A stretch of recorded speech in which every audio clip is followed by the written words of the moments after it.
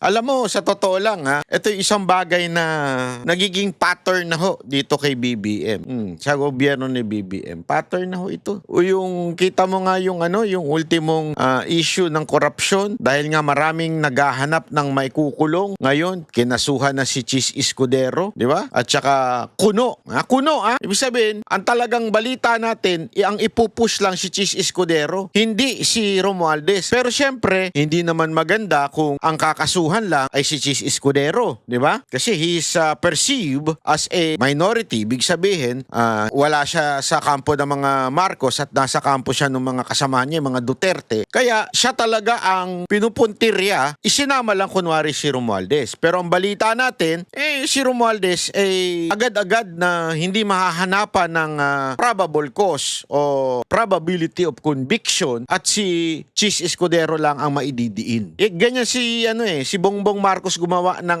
ng diversion. Mahilig siya sa diversion. Yan ang katotohanan, mga kababayan. Etong si Bongbong Marcos ang hilig sa diversion, di ba? Ito na isa to. Isa ito sa diversion niya para doon sa alleged na pinirmahan daw, di umano, sabi ni Roque, na kasunduan sa Amerika na payagang gamitin ang mga EDCA sites para sa gera ng Amerika. Naku po, patay tayo.